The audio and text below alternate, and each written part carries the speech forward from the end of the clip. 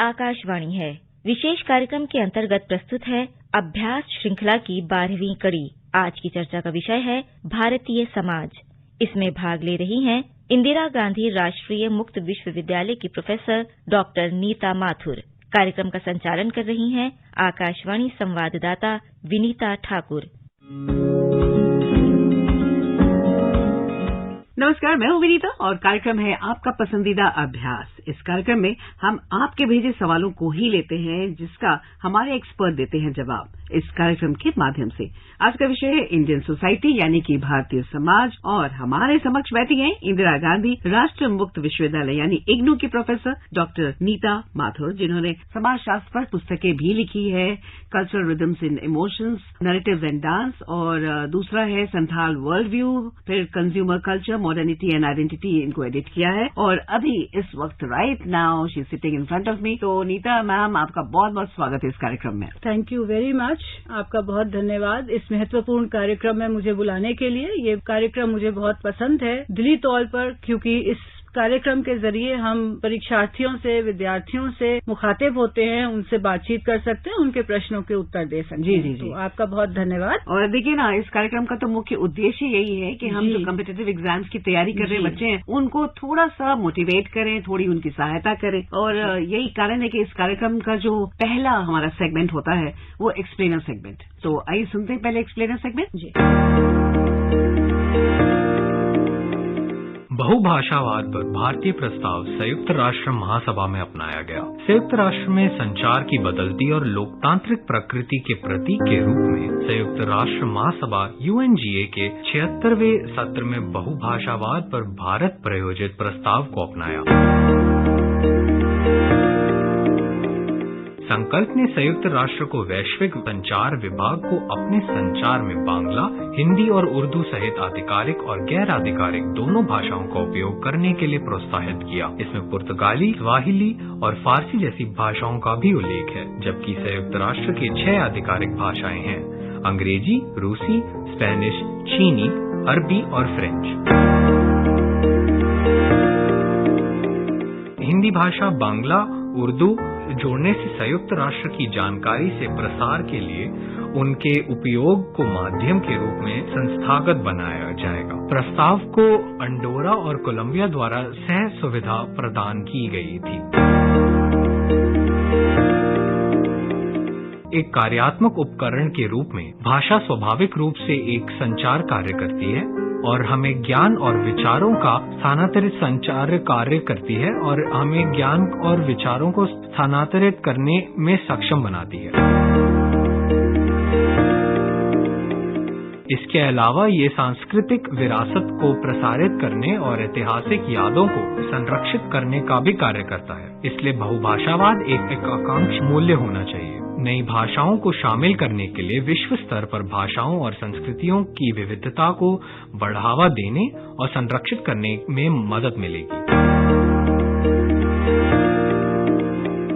साथ ही संयुक्त राष्ट्र की दक्षता, प्रदर्शन और पारदर्शिता में सुधार होगा। साथ ही बहुभाषावाद के माध्यम से संयुक्त राष्ट्र में भाषा के लोकतांत्रिकरण करना UNGA और अनिवार्य उद्देश्य बना हुआ है। मसौदा प्रस्ताव में इस तथ्य पर जोर दिया गया है कि बहुभाषावाद बहुपक्षीय कूटनीति का प्रवर्तक और संयुक्त राष्ट्र के मूल्यों को बढ़ावा देने में योगदान देता है। 2018 से भारत हिंदी भाषा में समाचार और मल्टीमीडिया सामग्री को मुख्य धारा में लाने और समेकित करने के लिए एक अतिरिक्त बजटीय योगदान प्रदान करके संयुक्त राष्ट्र के वैश्विक संचार विभाग के साथ साझेदारी कर रहा है। हिंदी UN परियोजना 2018 में हिंदी भाषा में संयुक्त राष्ट्र की सार्वजनिक पहुंच बढ़ाने और दुनिया भर में लाखों हिंदी भाषाओं आबादी के बीच वैश्विक मुद्दों के बारे में अधिक जागरूकता फैलाने के लिए उद्देश्य से शुरू की गई थी।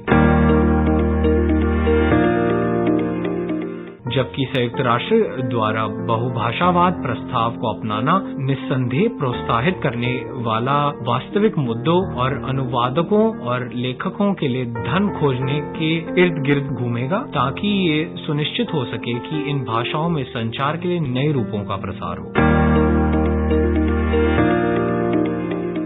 एक्सप्लेनर सेगमेंट के बाद हमने जो भी सुना उससे मुझे तो ये जिज्ञासा हो रही है कि ये मैं जानूं कि सांस्कृतिक विविधता के संरक्षण में जो बहुभाषावाद है, जो बहुत सारे लैंग्वेजेस हैं, उसका क्या महत्व है? बहुभाषावाद का बहुत महत्वपूर्ण भूमिका है किसी भी संस्कृति की या संस्कृतियों के संरक्षण के लिए। इसलिए क्योंकि सभ्यता के विकास की प्रक्रिया में भाषा एक बहुत ही विलक्षण भूमिका निभाती है, बहुत ही महत्वपूर्ण भूमिका निभाती है। भाषा केवल बातचीत करने का या लिखने पढ़ने का ही जरिया नहीं है। भाषा के द्वारा एक व्यक्ति अपने समाज की मान्यताओं, विश्वासों, रिवाजों, आदतों को न केवल समझता है, वो उन्हें संजोता भी है और वो उन्हें व्यक्त भी करता है। न केवल ये, सांस्कृतिक परंपराओं को बांटने का साधन भी भाषा ही है। भाषा मनुष्य के सांस्कृतिक आदर्शों, परंपराओं को दर्शाती है। अब जैसे हम देखें और देश के बाहर की बात करें, मैं देश की भी बात करूंगी उसके बाद, तो जैसे एस्किमोस हैं, वो बर्फ में रहते हैं, उनकी वोकैबुलरी में अनेकों शब्द बर्फ के हैं और वो तरह तरह के बर्फ के प्रकारों को डिस्टिंग्विश कर सकते हैं, उनको अलग अलग देख सकते हैं उन शब्दों के जरिए। इसी प्रकार अरबी भाषा में ऊंट के अनेक शब्द हैं, क्योंकि वो ऊंटों के साथ ज्यादा डील करते हैं। इसी तरह से हमारे देश में भी अनेकों भाषाओं में विचारधारा संस्कृति की व्यक्त होती है। भाषा एक जाति की सांस्कृतिक परंपरा पर प्रकाश तो डालती ही है, वो अनुभूति और विचारधारा को भी प्रभावित करती है। संस्कृति की बारीकियां भी भाषा में ही निहित होती हैं। जैसे कि संथाल की भाषा अगर हम लें तो उनमें जो शब्द किसी मोटे जानवर के हैं, वही शब्द मोटे इंसान के भी हैं। शरीर के ही अनेक शब्द हैं भाषा में। तो अनेक संस्कृतियों के प्रति लगाव तभी पैदा हो सकता है जब हम उनकी भाषा को समझ सकें, एप्रिशिएट कर सकें, और जब हम ये कर सकेंगे तो हम पूरी संस्कृति के प्रति टॉलरेंट होंगे, सहिष्णुता होगी, परस्परता होगी और कोएग्जिस्टेंस की संभावना बढ़ती है। तो इस तरह से हम जब मल्टीलिंगुअलिज्म की बात करते हैं, हम बहुभाषावाद की बात करते हैं, तो संस्कृति का प्रिजर्वेशन उसमें निहित ही है। अब मैं सवालों पे आती हूँ जो लिसनर्स ने हमें भेजे हैं। जो पहला सवाल है वो अंसार अली बाबरपुर शाहदरा से है और इनका सवाल है, मैं अंसार अली शाहदरा से बोल रहा हूँ और मेरा सवाल यह है कि भारतीय समाज किन किन सामाजिक समस्याओं से गुजर रहा है, जूझ रहा है, कृपया बताएं। भारतीय समाज तो अनेकों समस्याओं का सामना कर रहा है। बर्टन ने सामाजिक समस्याओं को दो भागों में का वर्गीकरण किया है। पहला है सामाजिक विघटन, सोशल डिसऑर्गेनाइजेशन, और विचलनकारी व्यवहार। अगर हम इस परिप्रेक्ष्य में देखें तो जानेंगे कि भारतीय समाज में जो समस्याएं हैं वो कहाँ से उत्पन्न हो रही हैं। वो मुख्यतः अगर हम उन्हें क्लासीफाई करें, अगर हम उन्हें ग्रुप्स में डालें, तो वो मुख्यतः नगरीकरण, अर्थव्यवस्था, संसाधनों तक असमान पहुंच, सामाजिक बदलाव, वैश्वीकरण इत्यादि के स्रोत से, इन्हीं मुद्दों से, इन्हीं बातों से निकल के आ रही हैं। और ये कहना बहुत मुश्किल होता है कि कोई भी एक समस्या इनमें से किस एक बिंदु से जुड़ी है, ये कहना बहुत मुश्किल होता है, क्योंकि ये सारी समस्याएं जो होती हैं वो एक दूसरे के साथ जुड़ी होती हैं। जैसे कि हम अपराध की बात करें तो हम कहते हैं कि नगरीकरण के कारण अपराध है, ये तो है ही, लेकिन इसके साथ में ही कानून तथा व्यवस्था की जिम्मेवार परंपरागत सामाजिक नियंत्रण की जो संस्थाएं थी वो थोड़ी कमजोर पड़ रही हैं, वो भी एक कारण है ना। इसी तरह से और बहुत सारी सामाजिक समस्याएं हैं, अलगाव है, बाल श्रम है, बेरोजगारी है, बहुत सारी अनेकों है, मतलब बहुत सारी समस्याएं हैं, अपर्याप्त आवास है, बहुत सारी समस्याएं हैं। कुछ मिलता जुलता ही अगला सवाल भी है अपर्णा गुप्ता बलिया यूपी से, और वो पूछती हैं, मेरा नाम अपर्णा गुप्ता है, मैं बलिया की निवासी हूँ और मेरा प्रश्न इंडियन सोसाइटी से कि सामाजिक विचलन क्या है और इसकी समाज पे क्या प्रभाव है। देखिए, जब हम देखते हैं सड़कों पे कोई चोरी करता भागता दिखता है, ये सब विचलनकारी व्यवहार हैं। अगर हम इस तरह के व्यवहार को, सामाजिक विचलन को परिभाषित करें तो हम ये कह सकते हैं कि विचलित व्यवहार जो है वो है जो साधारण व्यवहार जो कि हम दिन प्रतिदिन में आचरण में प्रायः स्वीकार करते हैं, जो स्वीकृत होते हैं और उनके प्रतिमान होते हैं, जब कोई व्यवहार उससे पृथक हो जाता है, उससे अलग हो जाता है, वो विचलनकारी व्यवहार होता है। समाजशास्त्री जो हैं वो विचलनकारी व्यवहार को अधिकतर गंभीर अपराधों के साथ जोड़ते हैं। जैसे कि हम देखते हैं अपराध है, मानसिक अस्वस्थता है, ये सब विचलनकारी व्यवहार में हम समझते हैं। अगला सवाल है, हमारी रेगुलर लिस्टनर हैं ये और बहुत सवाल हमेशा समय समय पर पूछती हैं। साधना शुक्ला, ये जिला गोंडा उत्तर प्रदेश से हैं। मैं साधना शुक्ला, जिला गोंडा उत्तर प्रदेश से। हम आपसे जानना चाहते हैं कि किसी समाज के लिए कोई विशेष परिस्थिति कब और कैसे हानिकारक मानी जाती है तथा यह कैसे सामाजिक समस्या का रूप ग्रहण करती है। सभी समाजों में कुछ ऐसी स्थितियां होती हैं जो उन पर प्रतिकूल या हानिकारक प्रभाव डालती हैं। सामाजिक समस्याएं उन स्थितियों को कहते हैं जो समाज में विस्तृत रूप से, व्यापक रूप से, फैले हुए रूप से हानिकारक प्रभाव डालती हैं। आवश्यक ये नहीं है कि एक परिस्थिति हर समाज में समस्या का रूप ही धारण करे, ऐसा नहीं होता। ये समझ या प्रतिबोधन समाज में जो प्रतिमान है और जो मूल्य हैं उन पर आधारित होता है। कुछ समाजों में जैसे तलाक एक सामाजिक समस्या है और कुछ समाजों में ऐसा नहीं है। सभी समाजों में कुछ इस प्रकार के व्यवहार होते हैं जिन्हें कि हानिकारक माना ही जाता है। इसमें कोई मूल्य संघर्ष नहीं होता। ये सामाजिक समस्या बहुत से समाजों में है। तो अगला सवाल है अमित कुमार का, जो कि मधुबनी बिहार से हैं और उनका सवाल है, मैं अमित कुमार यादव हूँ। मेरा प्रश्न है, समाज किसे कहते हैं और वर्तमान समय में अलग अलग धर्मों के बीच बढ़ती अविश्वास को कम करने के प्रति समाज की जिम्मेदारियां क्या होनी चाहिए? समाज शास्त्रियों के अनुसार जी, समाज सामाजिक संबंधों की कड़ी होता है। संबंध सामाजिक तब होते हैं जब एक व्यक्ति का व्यवहार दूसरे व्यक्ति के व्यवहार को इन्फ्लुएंस करता है, प्रभावित करता है। अब हम बात करते हैं कि धर्मों के बीच जो अविश्वास बढ़ रहा है उसको कैसे कम करना चाहिए और समाज की उसमें क्या जिम्मेदारी है। पहले देख लें कि धर्म का मुख्य उद्देश्य क्या है। धर्म किसी भी समाज में नैतिक मान्यताओं को और आचार की एक मर्यादा को स्थापित करता है, यही उसका मुख्य उद्देश्य होता है। और बहुत बार it acts as a medium of social control. यही धर्म जो है वो समाज में सार्वजनिक व्यवस्था का एक आधार भी होता है बहुत से समाज में। हाँ। जब हम ये बात को समझ लेते हैं तब हम अगले चीज पर आते हैं कि इसको हम धर्म के बीच में अविश्वास बढ़ा तो अब इसको कैसे कम करें। धर्म के बीच अविश्वास है वो, देखिए, एक तो सामाजिक नीति की बात कर सकते हैं हम इस संदर्भ में। सामाजिक नीति सरकार के उस दृष्टिकोण को दर्शाती है जो कि किसी विशेष परिस्थिति में उसका मुकाबला करने के लिए तैयार की जाती है। जैसे कि हम देखते हैं शिक्षा नीति और बहुत सी नीतियां हैं। एक तो वो रहा। दूसरा रहा जनसाधारण जनमानस की विचारधारा। मीडिया का रोल है। इसके साथ में परिवार, समाजीकरण, शिक्षा, साहित्य, फिल्म्स का भी, सिनेमा का भी रोल है, बहुत ज्यादा रोल है। और अगर मोटी सी बात कहूं और मीडिया की ही बात करूं तो बार बार जो हम अविश्वास की बात करते हैं और वही सारी बातें हम चर्चा में लाते हैं और दिखाते हैं,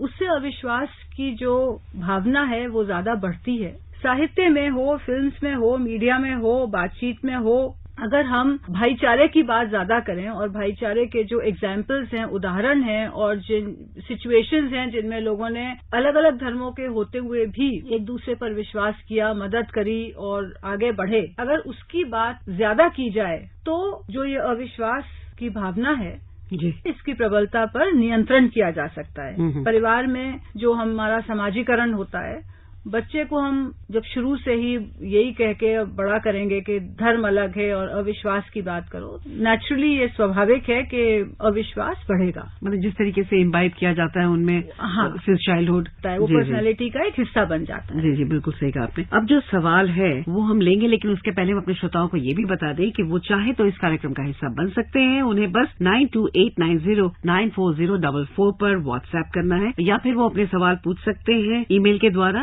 abhyas.airnews@gmail.com पर। अभ्यास का स्पेलिंग मैं बता दूं ABHYAAS। तो हमें जरूर से जरूर ईमेल करें जब आपको सवाल पूछना हो, क्योंकि देखिए टेंशन होता है एग्जाम्स के दौरान, एक आपको रिलैक्सेशन की आवश्यकता होती है, गीत संगीत का माहौल बनाते हैं, तो ऐसे में एक प्यारा सा गीत हम चाहेंगे कि आपके पसंद का हम प्ले करें। तो बताइए आपकी पसंद कौन सी है? जिंदगी आ रहा हूँ मैं। जिंदगी आ रहा हूँ मैं। आइए सुनते हैं इस गाने को। लिए सपने निगाहों में चला हूँ तेरी राहों में, लिए सपने निगाहों में चला हूँ तेरी राहों में, जिंदगी आ रहा हूँ मैं, जिंदगी आ रहा हूँ मैं।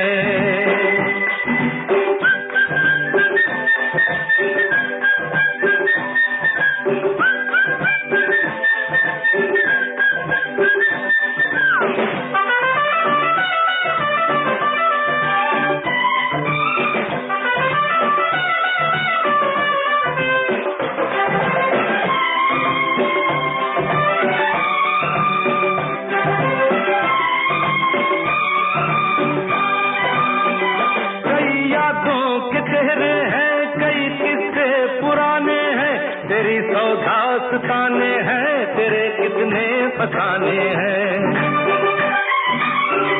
कई यादों के चेहरे हैं, कई किस्से पुराने हैं, तेरी सौ दास्ताने हैं तेरे कितने फसाने हैं।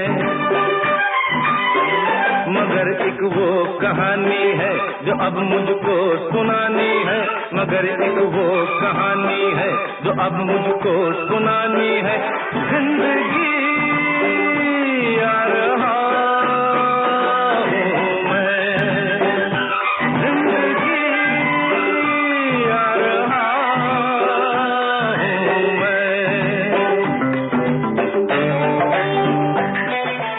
Welcome back friends. बातें चल रही है कार्यक्रम अभ्यास में, हम आपके सवाल ले रहे हैं क्योंकि हमारे साथ हमारी आज की सोशियोलॉजी की एक्सपर्ट प्रोफेसर नीता माथुर हैं और वो इग्नू से हैं और उनसे बहुत सारे सवालों के जवाब अब तक ले चुके हैं, लेकिन अब हम इस कार्यक्रम में आगे भी दूसरे सवाल लेते हैं। तो हमारा जो अगला सवाल है अंबिका अजमेर राजस्थान से। मैं अंबिका अजमेर राजस्थान से। मेरा सवाल यह है कि वह कौन से तरीके हैं जिनके द्वारा समाज शास्त्री या जनसंख्याविद किसी जनसंख्या का अध्ययन करते हैं, व्याख्या करें। तरीके हैं बहुत सारे, लेकिन जो प्रमुख तौर पर समाजशास्त्री यूज करता है या जो देश में यूज होता है पॉपुलेशन स्टडीज के लिए या जनसंख्या की डिटेल्स लेने के लिए, देखिए जो मुख्य तरीका है वो है सैंपल रजिस्ट्रेशन सिस्टम जी, SRS जिसको कहते हैं। ये लेट 1960s में लॉन्च किया गया था, 1969-70 तक इसको इस्टेब्लिश कर दिया गया था और ये पूर्ण रूप से चलने लगा था। ये है कंटिन्यूअस एन्यूमरेशन होता है, कंटिन्यूअस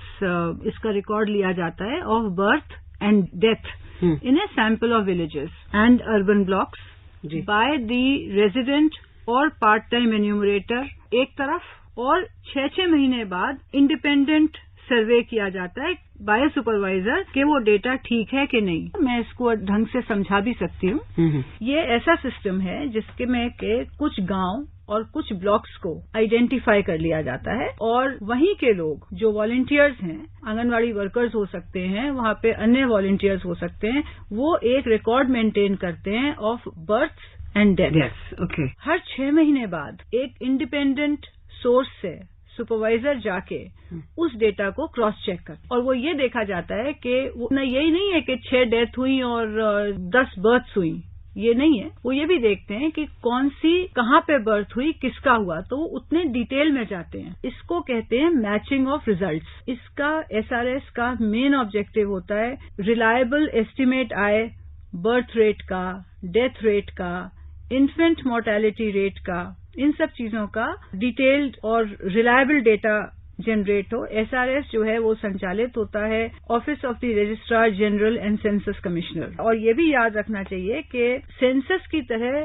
फुल टोटल पॉपुलेशन पर नहीं होता है, but it is on a sample from the population. दूसरी इसकी बात जो याद रखने की है वो ये है कि ये डुअल रिकॉर्ड सिस्टम है, जैसे कि हमने बताया 2 तरह से इसका डेटा कलेक्ट और चेक किया। अब हम अगला सवाल लेते हैं, ये केकड़ी राजस्थान से ही है, शिवराज कुमावत का। मैं शिवराज कुमावत, केकड़ी अजमेर राजस्थान से। मेरा प्रश्न ये है कि प्राचीन भारतीय समाज एवं वर्तमान भारतीय समाज की तुलना कीजिए। वो शायद ये जानना चाहते हैं कि परंपरागत समाज और वर्तमान समाज में क्या अंतर है। हाँ। बहुत सारे अंतर हैं। मुख्य बिंदुओं की बात कर सकते हैं जिनके आधार पर ये डिफरेंस जो है, ये फर्क जो है, ये तुलना जो है जो की जा सकती है। नगरीकरण की बात है, पलायन की बात है, प्रतिमान और मूल्यों में बदलाव की बात है, आपसी निर्भरता में कमी है, बाजार का महत्व बढ़ा है, आधुनिकता की बात हमें करनी चाहिए, शिक्षा का फैलाव, परिवार का प्रकार, ये सब तो ठीक है। अगर हम इसको ये देखें कि हम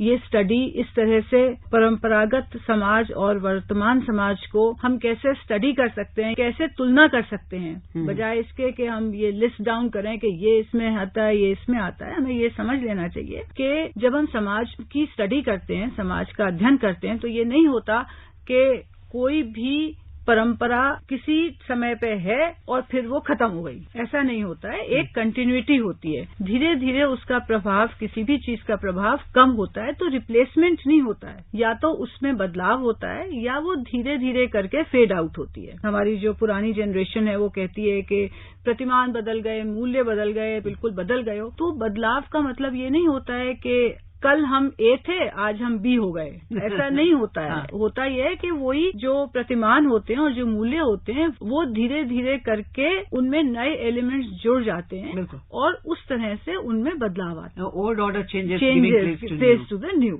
वही अगला सवाल थोड़ा अलग किस्म का है। झारखंड से एकलव्य है, रांची से। वो पूछते हैं, this is Eklavya, I am from Ranchi. So my question is, what is gender role stereotyping and what are its implications on a woman in Indian society? बहुत असर है, बहुत फर्क भी आया है। क्या महिलाओं की समाज में भागीदारी कुछ क्षेत्रों में बढ़ी है और कुछ क्षेत्रों में घटी भी है। जैसे कि हम देखें, स्वरोजगार की बात कर सकते हैं, हम वैतनिक श्रम की बात कर सकते हैं, अवैतनिक पारिवारिक श्रम की बात कर सकते हैं। असंगठित क्षेत्र में महिलाओं के पास कुशलता बढ़ाने की सुविधा नहीं है या कम मिलती है उनको। तो इस तरह से हमें लगता है कि विमेन की जो सिचुएशन है उसमें चेंज तो आ रहा है, उनमें चैलेंजेस बहुत ज्यादा हैं। जैसे हम कहते हैं कि दहेज की प्रथा कम हो गई, या लेकिन इसका मतलब ये नहीं है कि विमेन की सिचुएशन बहुत इम्प्रूव हो गई है। वो किसी और तरह से उनको चैलेंज आ रहा है लाइफ में।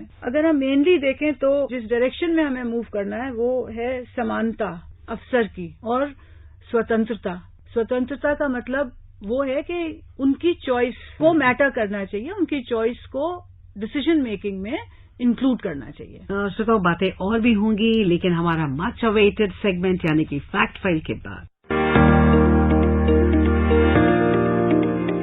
रोसेट विश्वविद्यालय के वैज्ञानिकों ने वियना प्रौद्योगिकी विश्वविद्यालय के सहयोग से एक नई प्रक्रिया विकसित की है जो कृत्रिम सामग्री को पारदर्शी या यहाँ तक कि पूरी तरह से अदृश्य बना सकती है। शिकागो विश्वविद्यालय के वैज्ञानिकों ने सोलर सेल बनाने का एक बिल्कुल नया तरीका अपनाया है। नवाचार कम आक्रामक पेसमेकर किसी तरह के चिकित्सा उपकरणों के लिए आधार बन सकता है।